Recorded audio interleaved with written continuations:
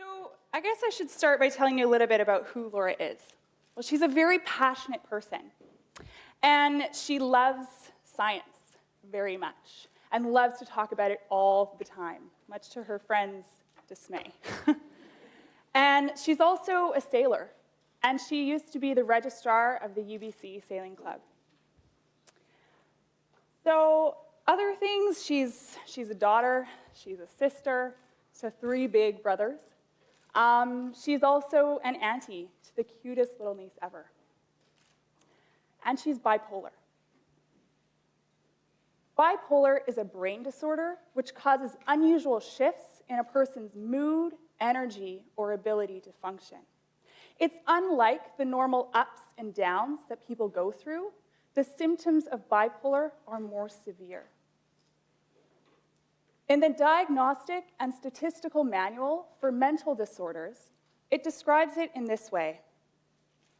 Bipolar is the presence or history of 1 or more major depressive episodes present during the same 2-week period and represent a change from previous functioning. At least one of the symptoms is either depressed mood or loss of interest or pleasure. These symptoms can be depressed mood most of the day, nearly every day. Markedly diminished interest or pleasure in all or almost all activities. Significant weight loss or weight gain, or decrease or increase in appetite. Insomnia or hypersomnia, nearly every day. Psychomotor agitation or retardation, nearly every day. Fatigue or loss of energy, nearly every day. Feelings of worthlessness or excessive or inappropriate guilt, nearly every day. Diminished ability to think or concentrate or indecisiveness. Recurrent thoughts of death, not just fear of dying. Or suicide attempt or a specific plan for committing suicide. There's also the presence or history of at least one manic episode. Mania is a distinct period of abnormally and persistently elevated, expansive, or irritable mood, and abnormally and persistently increased activity or energy, lasting at least 4 consecutive days, and present most of the day, nearly every day. This can be described as inflated self-esteem or grandiosity, decreased need for sleep, more talkative than usual, or pressure to keep talking.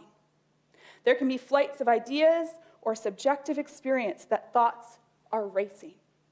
There's distractibility, increase in goal-directed activity, or psychomotor agitation. There is excessive involvement in pleasurable activities that have a high potential for painful consequences. The DSM provides a common language among professionals who treat patients with mental illnesses. By clearly defining the criteria for a mental disorder, the DSM ensures that the diagnosis is both accurate and consistent.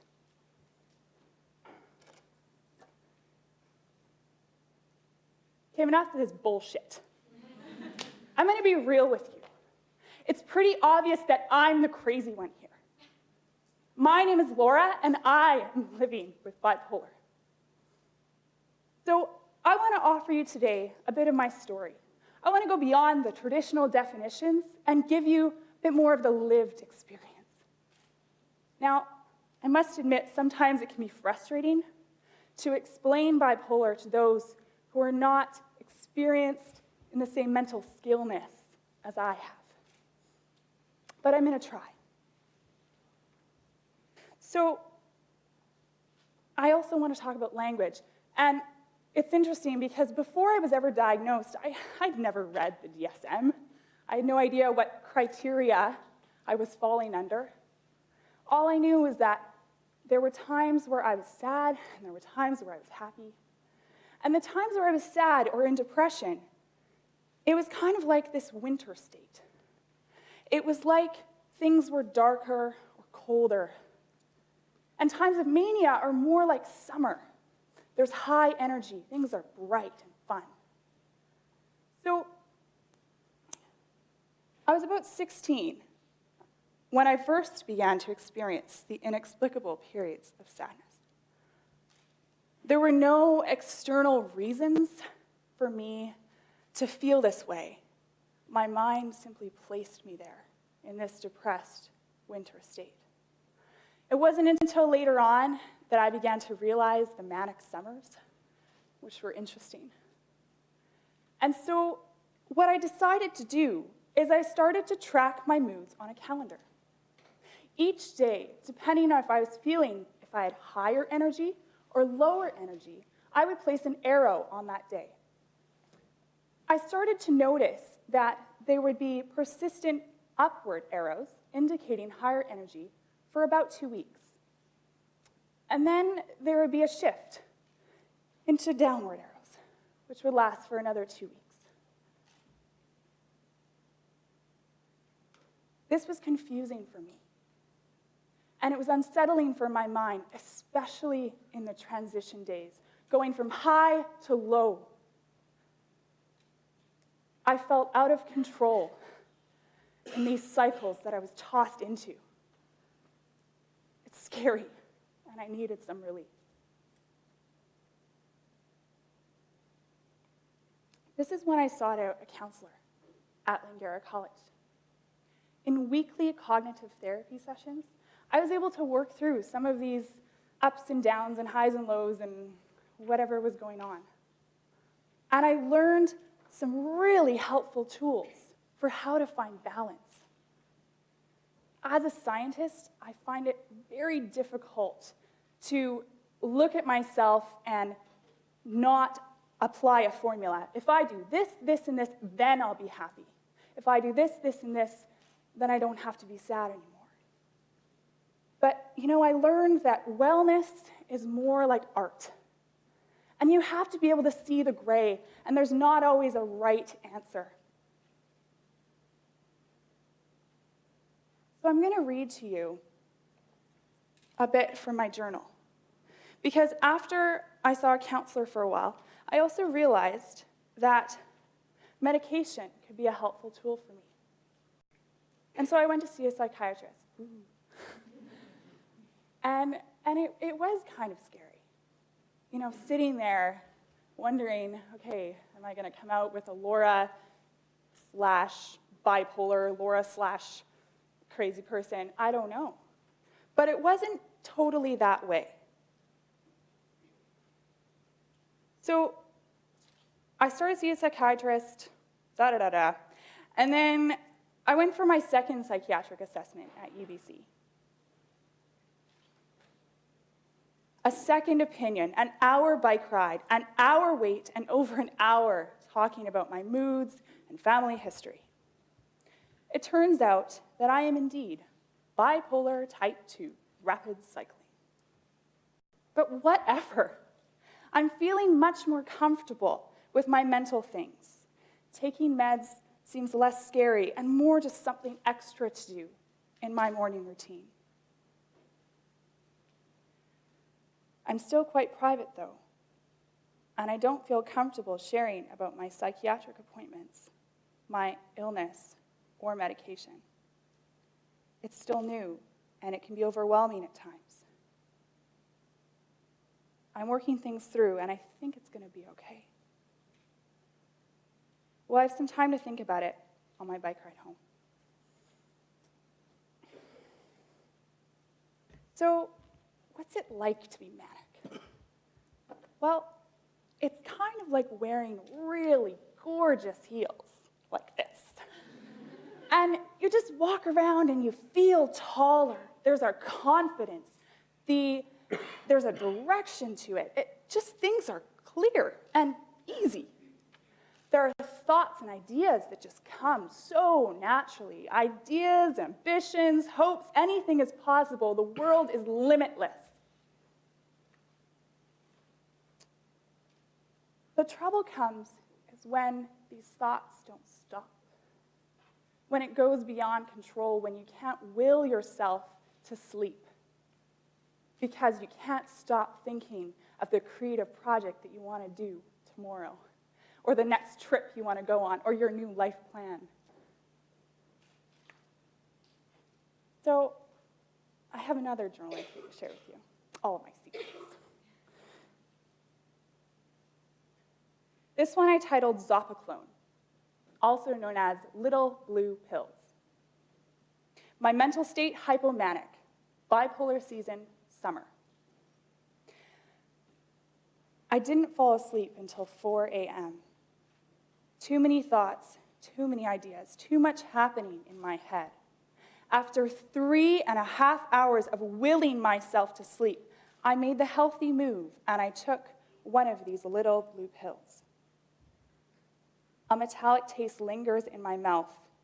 It feels disheartening every time I have to take one, but I guess it's okay. Even though I may have the tools, I sometimes lack the connection. In the end, I was glad for my humility. Sleep was good. I find that the struggle is harnessing this energy for school purposes and holding off on my social and creative ambitions. Then there's the other side of things, the depression side. Well, depression is more like slippers. Not the comfy, cozy kind of slipper feeling. It's more of the need to feel safe and secure, that outside of these slippers, it's just not right. And it's kind of awkward walking around in slippers, giving a talk in front of 400 people, being depressed amongst classmates and family and friends and roommates.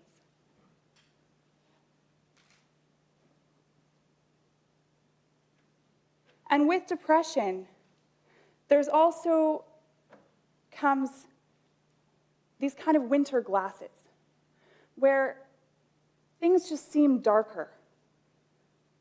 It's out of focus. The lenses are distorted, and it's difficult to see farther ahead. So bipolar is kind of like wearing the depressed slipper on one foot and a hypomanic heel on the other. This is such a contrast. You know, on one foot, you're walking around, just up on an adventure, ready to go and see the world, and then you fall down and just can barely get out of bed and just drag along.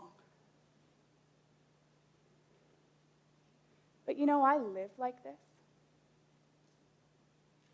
Somehow, each day, I live like this. And it's funny because when I first applied for the Terry Talk, I was definitely wearing the manic heel. And then they accepted me, and I was like, oh, crap. So then a week or so later, I became depressed. And the thought of standing here today in front of all of you in my slippers, it's just impossible.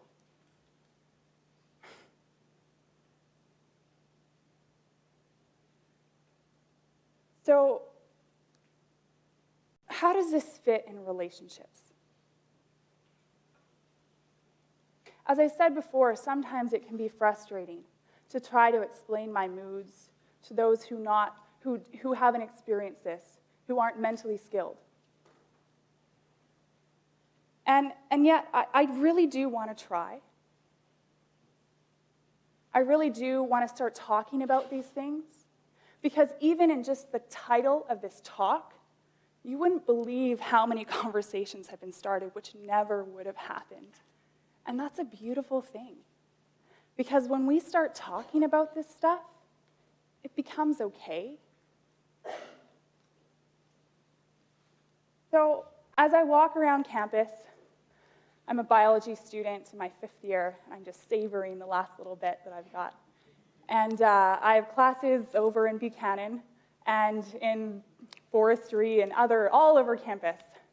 And so I see the slogan that is everywhere, which says that UBC is a place of mind. So it causes me to question, what kind of mind is this? Is it an open mind? Is it a healthy mind? Is this a place where my mentally ill mind can be? I wonder, after this, are you going to call me Laura, or are you going to call me bipolar? Tell me, is this okay, or do I have to hide? Thank you.